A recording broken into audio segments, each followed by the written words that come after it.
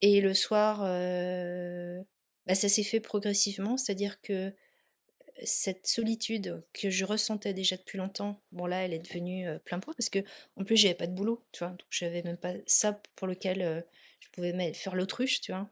Et puis en fait, la vie était terrible, quoi. C'est-à-dire, je voyais personne, j'avais pas tu vois, quand tu bosses autant, t'as pas j'avais quelques amis, mais là-bas, la vie avec les enfants est très importante, donc t'as pas une vie sociale comme tu as en France. Et en fait, alors je me souviens pas à quelle vitesse c'est allé, mais progressivement, bah, je mangeais et en fait, c'était tellement douloureux de me sentir, totalement ignorée et tellement seule. En plus, je pouvais pas en parler à ma famille française, ou à mes amis français parce qu'ils auraient eu peur pour moi et donc j'étais seule, en fait. Et donc après le repas, bah, je disais bonne nuit à mes enfants et je descendais à la cave et je me prenais une cuite. Et ça, c'était par contre et là, progressivement, c'est devenu tous les soirs. Et le but, c'était pas de passer un moment agréable, c'était de disparaître, de mettre en fait, de me mettre KO en fait, Mmh. de plus avoir cette douleur en fait, et alors au début, c'était pas tous les soirs, hein, mais en fait, je sentais que j'ai un peu cette image de Alice au pays des merveilles, quand elle tombe dans le trou et en fait, tu vois, j'essayais de me raccrocher à des racines. Toutes les choses sur lesquelles j'essayais de me raccrocher, il y avait tout qui lâchait et toutes les choses sur lesquelles je m'étais appuyée dans le passé et ben, tout lâchait. Tu vois, j'avais pas de boulot, je me disais: «Ça y est, j'ai un doctorat, je vais pouvoir machin». Ça marchait pas, je trouvais pas de boulot. Les amis, bah, d'un seul coup, il y avait plus d'amis, tu vois? Au Danemark, À cause de la séparation? bah, là, j'étais alors oui, les amis devaient sans doute, il y avait la séparation, il y avait, le fait qu'on avait été absents 4 ans aussi et que moi j'avais travaillé vraiment beaucoup, tu vois? Et puis j'allais pas bien, donc tu sais les gens qui sont pas tes amis les plus proches, les plus anciens, bon, bah, ils voient bien que le couple va pas, la personne va pas bien, donc c'est pas là que tu vas, tu vois?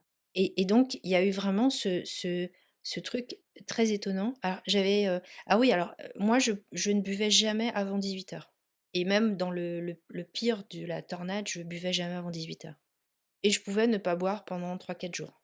Donc ça m'a tenue dans une forme de déni, de me dire: «Oui, j'ai un problème d'alcool, mais je gère». Ouais, ouais, Après ouais, ouais, j'ai appris après que c'est un peu une spécialité des malades alcooliques, c'est de s'auto-convaincre. C'est même pas de mentir aux autres, mais de se convaincre en fait que oui, on a un problème, il y mais a pas de ça va, souci. on gère. Oui, tu es alcoolique fonctionnel, en fait, Ouais. c'est-à-dire que tu gardes la cloche qui couvre le problème, quoi. Oui et puis, et même je continue, j'avais toujours des rendez-vous avec ma psy, parce qu'en fait, quand mon mari était malade, la psy du département de réanimation m'avait conseillé de moi-même d'être suivie, donc elle m'avait mis en contact avec une psy. Donc je voyais une psy et en fait, il y a pas très longtemps, je lui en ai parlé et elle me disait: «Oui, vous étiez pas, à l'aise pour me parler» et je lui dis: «Bah, en fait, c'est même pas par rapport à vous, c'est que même moi, j'avais tellement plus rien autour de moi que me dire que moi-même je m'étais perdue, mais en fait, c'était effrayant parce que enfin, j'avais pas ma famille, j'avais pas de boulot, j'avais plus mon mari, j'avais plus rien et si en plus je devais me dire que je n'avais même plus moi, bah, en fait, j'étais bonne pour aller en HP, en fait. C'était pas un déni de manipulation, c'était juste un déni de survie, en fait.